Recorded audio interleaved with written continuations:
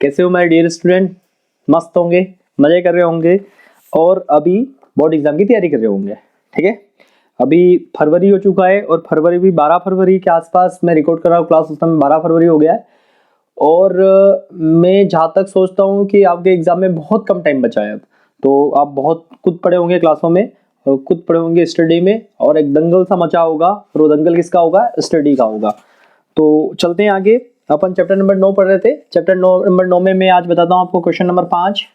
देखो question number 5 क्या है, सकरात की याद दिलाता हूँ। क्वेश्चन नंबर 5 में भूमि से 60 मीटर की ऊंचाई पर एक पतंग उड़ रही है। पतंग में लगी डोरी को अस्थायी रूप से भूमि के एक बिंदु से बांध दिया गया है। भूमि के साथ डोरी का झुकाव 60 डिग्री है। ये मानकर कि डोरी में कोई ढील नहीं है, डोरी की लंबाई ज्ञात कीजिए। तो ये क्या बोल रहा है, आपकी पतंग यहाँ कहीं उड़ रही है, ठीक है, और अब पतंग यहाँ उड़ रही तो इसकी एग्जिट नीचे, ये मान लेते पूरी, मतलब ऐसे उसके नीचे बोलते हैं ना, मैं पतंग के नीचे खड़ा हूँ, पतंग वहां उड़ रही है, तो ये उसके जस्ट नीचे, और ये पतंग की डोरी है।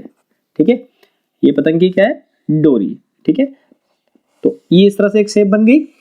और ये क्या बोल रहा है कि भूमि से 60 मीटर ऊंचाई पे पतंग, तो ये पतंग कितनी ऊंची है? 60 मीटर। यहाँ पतंग उड़ रही है तो पतंग कितनी ऊंची है आपसे? 60 मीटर ऊंचाई पे पतंग है। ठीक है, ये आपकी पतंग है। 60 मीटर ऊंचाई पे आपकी पतंग है। क्लियर है? आपको क्या याद करनी है? डोरी की ऊंचाई। क्या याद करनी है? डोरी की ऊंचाई। और ये भूमि के साथ कितने डिग्री का कोण बना रही है? ये तो भूमि के साथ 60 डिग्री का कोण बना रही है। कौन बना रही है? वो डोरी 60 डिग्री का कोण बना रही है। यहाँ तक मेरे हिसाब से आपको कोई दिक्कत नहीं है ना? अब पढ़ते हैं आगे। देखो कैसे समझेंगे इसको, ढंग से समझना है अपने को। अब देखो ये लंबवत होगी, इसको नाम दे दे ए बी, और इसको क्या दे दे? सी। ठीक है, तो कोण बी कितना होगा? 90 डिग्री। तो समकोण त्रिभुज कौन सा होगा? एबीसी में थीटा कितना आपके पास? 60 डिग्री। थीटा कितना है? 60 डिग्री। और आपको क्या दे रखा है? पतंग की ऊंचाई क्या दे रखी है आपको? पतंग की ऊंचाई आपको दे रखी है। पतंग की ऊंचाई ये दिया है आपको कि भाई पतंग की ऊंचाई इतनी है। तो पतंग की ऊंचाई कितनी दे रखी है? 60 मीटर दे रखी है। और पतंग की ऊंचाई अपने त्रिभुज के सिस्टम में क्या हो रही है?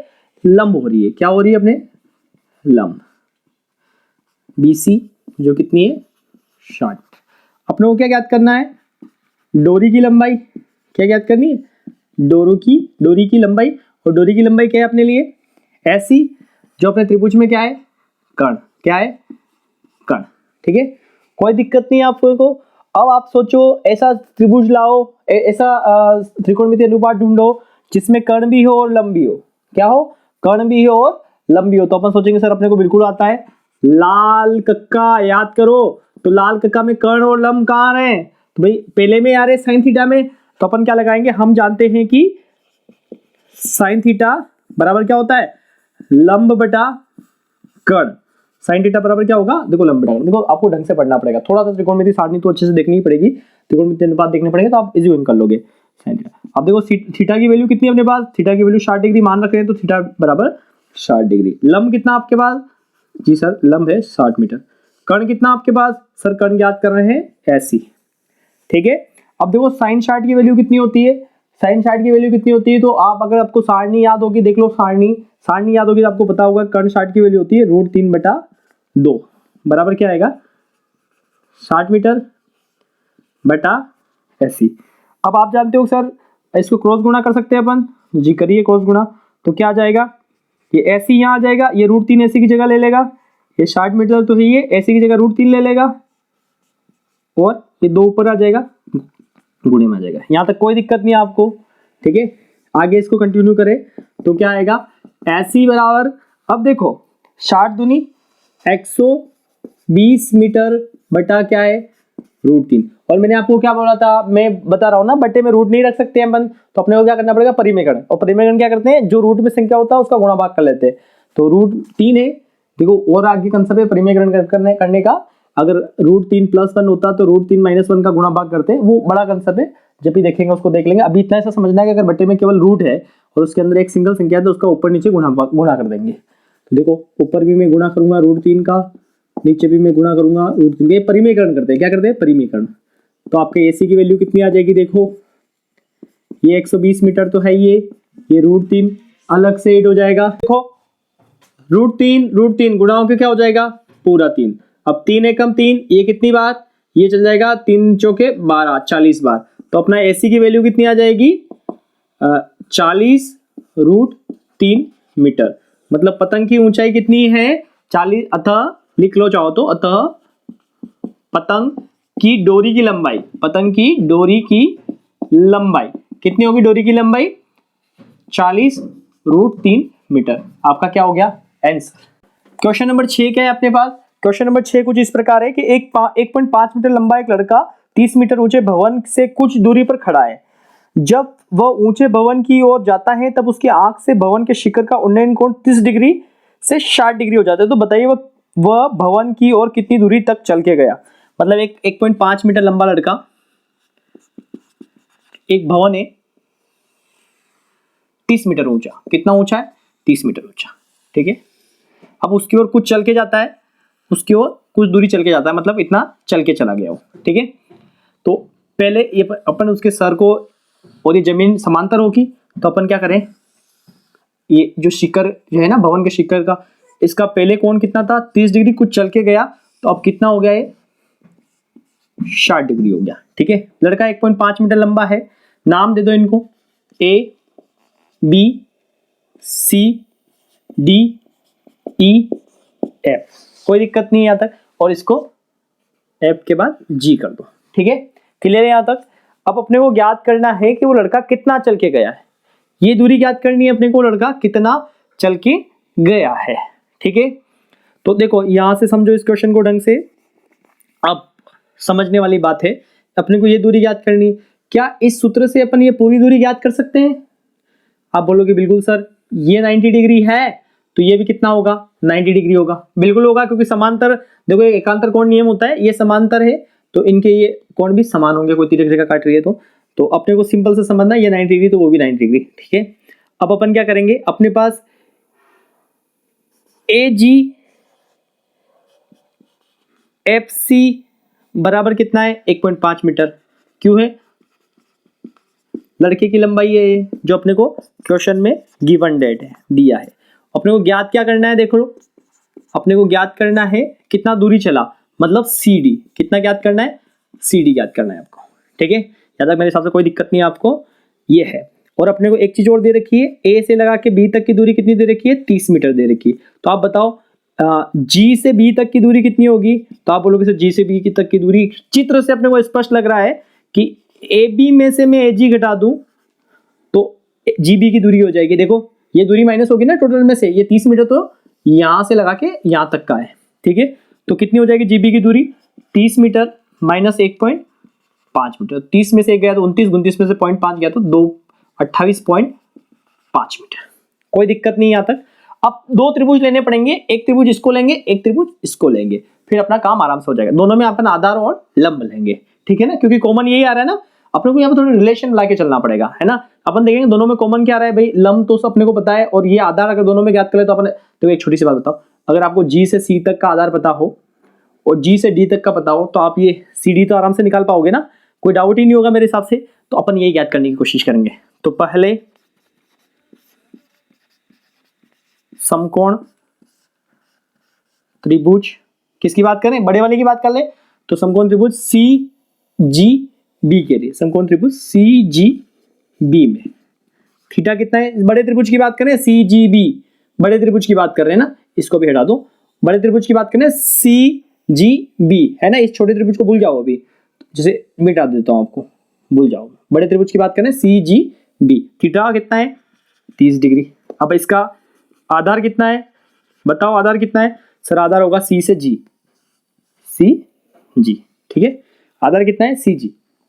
और लंब कितना है, तो लंब बताओ कितना है G से B, जो कितना है आपके लिए, सर आप बोलोगे 28.5 मीटर, यही है आपके पास लंब। अब ऐसा सूत्र, ऐसा त्रिकोणमितीय अनुपात बताओ जिसमें लंब भी और आधार भी हो, तो आप बोलोगे सर हमें बिल्कुल पता है tan थीटा क्या है, क्या होगा लंब बटा, क्या होगा लंब बटा आधार, है ना।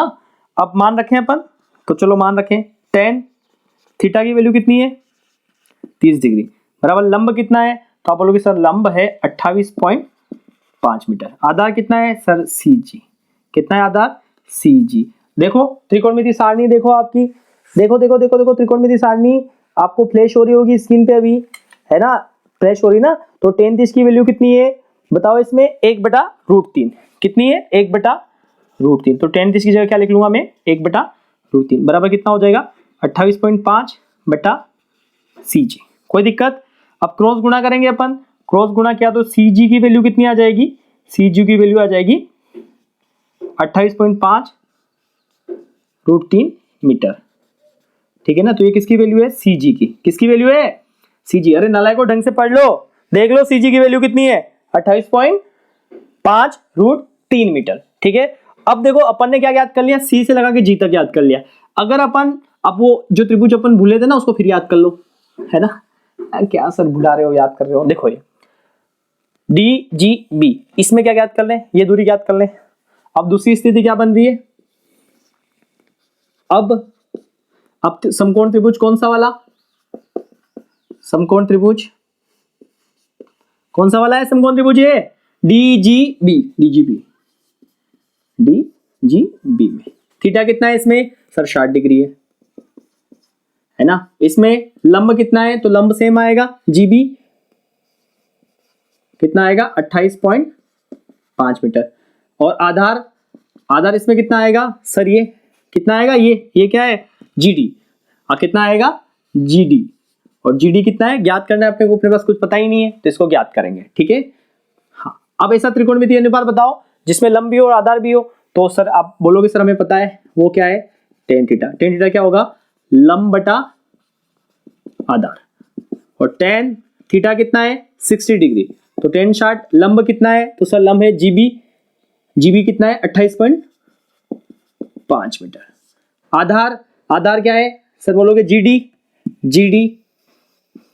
ठीक है। और tan 60 की वैल्यू कितनी है, देखो आराम से स्क्रीन पे कितनी आ रही है tan 60 की वैल्यू √3, कितनी आ रही √3 बराबर 28.5 मीटर बटा GD। कुछ नहीं, उसके नीचे क्या मानेंगे, एक क्रॉस गुणा करेंगे तो GD की वैल्यू कितनी आ जाएगी आपके पास 28.5/√3, 28.5/√3। और मैंने क्या बताया √3 बटे में रखेंगे नहीं, √3 बटे में रखेंगे नहीं तो क्या करेंगे गुणा करेंगे, ये मीटर है ना, तो √3 का ऊपर भी गुणा करेंगे, √3 का नीचे भी गुणा करेंगे। तो ये क्या हो जाएगा GD बराबर 28.5√3 मीटर बटा ये पूरा 3 हो जाएगा। पॉइंट हटाएंगे तो नीचे क्या लग जाएगा 10 लग जाएगा, 3 एकम 3, ये 3 नम 27, 1 बजा 3 बजे 15। ठीक है। अब इसको और सोल्व करेंगे तो ये क्या आ जाएगा 5 दूनी 10 और 19 पंजे 51। तो आपको क्या मिला 19√3/2 मीटर। क्या अपना ये आंसर आ गया, क्या ये आंसर सही है, क्या ये आ गया क्या, नहीं साहब आपने और आगे करना, इसको आप आगे सोल्व भी कर सकते हैं। इसको अपन आगे सोल्व करेंगे क्या है 19 में 2 का भाग दिया तो 9.5√3 मीटर, है ना, यहां तक आ जाएगा, कोई दिक्कत नहीं। लेकिन क्या आपने को GD ज्ञात करना था, क्या नहीं, आपने को क्या ज्ञात करना था, लड़का कितना चला, तो लड़का कहां से कहां तक चला, C से लगा के D तक चला। लड़का कहां से कहां तक चला, C से लगा के D तक चला। तो अपने को क्या ज्ञात करना, CD ज्ञात करना था। अब चित्र से देखो, मेरे को CG पता है, मेरे को क्या पता है CG पता है, मेरे को GD पता है, तो मैं क्या CD ज्ञात कर सकता हूं क्या, बिल्कुल ज्ञात कर सकता हूं। मैं क्या करूंगा, चित्र में देखो CG minus GD, CG minus GD, CG minus GD, CG में से GD घटाऊंगा तो क्या बचेगा, CD बचेगा कि नहीं बचेगा, CG में GD घटाऊंगा तो CD बचेगा कि नहीं बचेगा, सब बोलो बिल्कुल बचेगा। बस CG की वैल्यू कितनी है आपके पास, सर ये रह गई 28.5√3, 28.5√3 मीटर, माइनस GD की वैल्यू कितनी है, सर ये रह गई 9.5√3 मीटर। घटाओ तो कितना आ गया आपका CD, देखो 28 में 0.5 से 0.5 किया तो 0, 28 में से 9 किया तो कितना आएगा 19, तो आपका कितना आ जाएगा 19√3 मीटर, कितना आएगा 19√3 मीटर। अतः लड़का कितना चला 19√3 मीटर चल के भवन की ओर गया। समझ में आया, आशा करता हूं बहुत अच्छे समझ में आया। आपको समझ में आया तो आप मेरे को रिस्पॉन्स दे, कुछ पॉजिटिव हुआ नेगेटिव हुआ कैसा भी रिस्पॉन्स दे, आप बताएं कि सर हमें समझ में आ रहा है, नहीं समझ में आ रहा है। ठीक है, वीडियो को शेयर करें, लाइक करें। ठीक है, मिलते हैं। और नहीं भी लाइक करना, सब्सक्राइब करना, कोई दिक्कत नहीं है, लेकिन पढ़ना जरूर है। ठीक है ना, कुछ करो ना करो, पढ़ना जरूर है ना, वरना फिर देख लियो, है ना, आपका फ्यूचर आपको पूछेगा कि आपने पास को कैसे बर्बाद किया, इसलिए मैं अभी खराब हो चुका हूं। ठीक है ना, तो फ्यूचर को अच्छा बनाना है तो देख लियो। मिलते हैं नेक्स्ट वीडियो में।